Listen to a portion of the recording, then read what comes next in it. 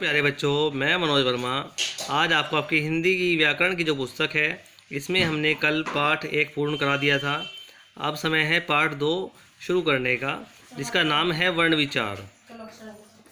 आइए पढ़ते हैं इसमें। मोहन एक बढ़ई है। जब वह लकड़ी में कील ठोकता है तो खट खट की ध्वनि आती है। रमेश एक ठठेरा है। जब वह बर्तन बनाता है तब ठक ठक की ध्वनि आती है। इसी प्रकार जब हम बोलते हैं तो हमारे मुख से अलग अलग ध्वनियाँ निकलती हैं। बच्चों, सामने गाड़ी, माला, सेब और हाथी के चित्र दिए गए हैं। इन्हें देखिए और समझिए कि जब हम इन वस्तुओं के नाम अपने मुख से बोलते हैं तो कुछ ध्वनियाँ निकलती हैं। जैसे शब्द गाड़ी, तो गाड़ी शब्द 4 ध्वनियों से मिलकर बना है। ग, आ, ड, ई 4 ध्वनियों के मेल से बना है। सेब, सेब में भी 4 ध्वनियाँ हैं। स, ए, ब, अ, म, आ, ल, आ, ह, आ, थ, ई। वर्ण, भाषा के शब्द ध्वनियों के मेल से बने होते हैं। जो मौखिक भाषा में ध्वनि है वह लिखित भाषा में वर्ण कहलाते हैं। अर्थात ये ध्वनियाँ ही हिंदी भाषा में अक्षर या वर्ण कहलाती हैं। ये भाषा की सबसे छोटी इकाई हैं। इनके और खंड या टुकड़े नहीं किए जा सकते। भाषा की सबसे छोटी इकाई या ध्वनि जिसके और खंड नहीं किए जा सकते वर्ण या अक्षर कहलाती है। तो प्यारे बच्चों, ये तो आप समझ गए होंगे कि वर्ण किसे कहते हैं। अब आते हैं वर्णों के प्रकार के बारे में पढ़ते हैं। हिंदी भाषा में वर्ण 2 प्रकार के होते हैं, स्वर और व्यंजन। सबसे पहले स्वर के बारे में पढ़ लेते हैं। स्वर, स्वर वे ध्वनियाँ होती हैं जिनका उच्चारण करते समय किसी अन्य वर्ण की सहायता नहीं ली जाती, अर्थात ये स्वतंत्र ध्वनियाँ होती हैं। हिंदी में 11 स्वर होते हैं बच्चों।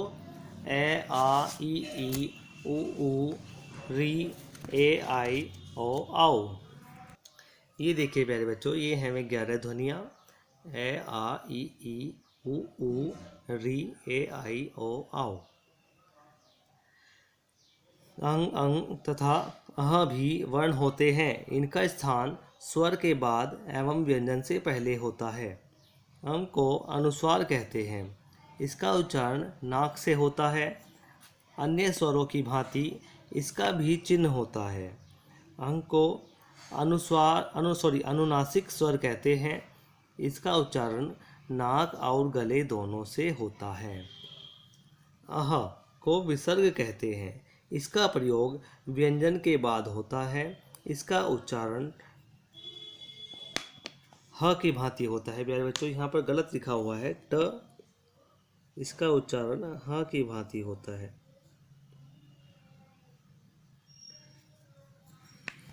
अब आगे पढ़ते हैं। स्वर चिन्ह। अ की कोई भी मात्रा नहीं होती। आ की मात्रा होती है। ई की मात्रा होती है। यह वर्ण के बाईं ओर लगती है और ऊपर से इस तरह से मिलती है। बड़ी ई की मात्रा होती है जो वर्ण के दाईं ओर लगाई जाती है। ओ की मात्रा में दाईं ओर एक डंडा खींचकर उसके ऊपर मात्रा लगती है। आऊ की मात्रा में एक डंडा खींचकर उसके ऊपर 2 मात्रा लगाई जाती है, इस प्रकार। फिर अंग की मात्रा, जो अंग की बिंदी होती है, वह शिरोरेखा जो होती है, ये लाइन, इसके ऊपर बिंदी लगती है। अह की मात्रा में 2 बिंदु लगाई जाती हैं ऊपर नीचे, जो कि वर्ण के दाईं ओर लगाई जाती है। इसके बाद री की मात्रा, यह खड़ी पाई, जो खड़ी पाई होती है, इससे जो डंडा होता है वर्ण का, उसके बिल्कुल नीचे लगती है। इसके बाद ए की मात्रा में शिरोरेखा के ऊपर, खड़ी पाई के ऊपर 1 मात्रा लगाई जाती है। आई की मात्रा में 2 मात्राएं लगाई जाती हैं। ऊ की मात्रा में जो खड़ी पाई का डंडा होता है वर्ण का, उसके नीचे बाईं ओर की तरफ ये मात्रा लगाई जाती है। और बड़े ऊ की मात्रा में खड़ी पाई के नीचे ये दाईं ओर की तरफ मात्रा लगाई जाती है। अंग की मात्रा में शिरोरेखा के ऊपर चंद्र बिंदु लगाया जाता है। अंग्रेजी भाषा के प्रभाव के कारण अ को भी स्वर में सम्मिलित कर लिया गया है, जैसे hall, cotton, box, hospital, copy, coffee, college. इस तरह के बहुत सारे शब्दों में अ स्वर को सम्मिलित किया गया है। इसके बाद पढ़ते हैं स्वर की मात्राएं। व्यंजन के साथ लगने वाले स्वर के विशेष चिन्ह मात्रा कहलाते हैं। भाषा की शुद्धता हेतु हमें मात्राओं का सही ज्ञान और प्रयोग करना आना चाहिए। तो प्यारे बच्चों, अब हम पढ़ते हैं स्वरों की मात्राओं के बारे में।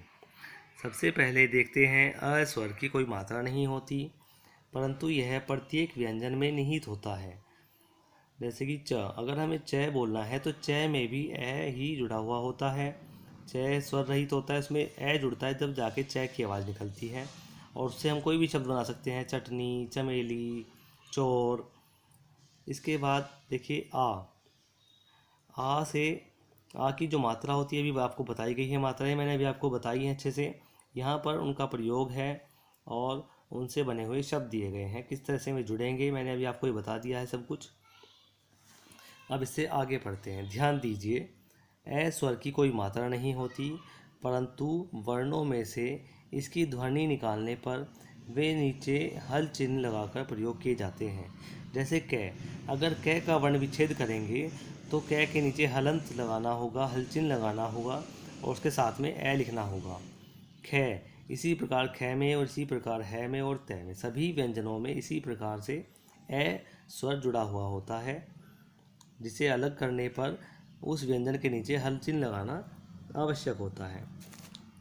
इस प्रकार स्वरों को व्यंजनों के साथ लिखते समय उनके चिन्ह लिखे जाते हैं। स्वरों के चिन्ह ही मात्रा कहलाते हैं।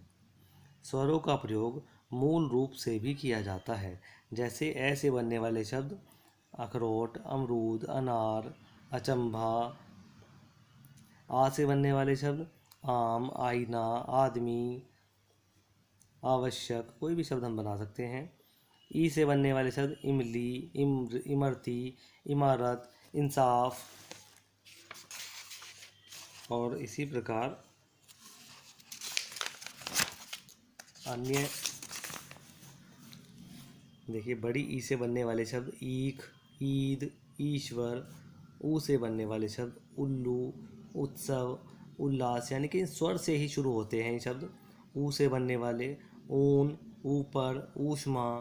री से बनने वाले शब्द हैं ऋषि, ऋषभ, ऋग्वेद। एडी, एकता, एकता। ऐनक, आई से बनने वाले ऐनक, एतबार, ऐसा। ओ से शुरू होने वाले शब्द औखली, औस, ओढ़नी। आउ से शुरू होने वाले औरत, औषधि, और। ये तो हमने आपको पढ़ाया है यहाँ पर स्वर के बारे में। कल हम आपको व्यंजन के बारे में पढ़ाएंगे बच्चों। आज आपको सिर्फ यहीं तक पढ़ना था। धन्यवाद।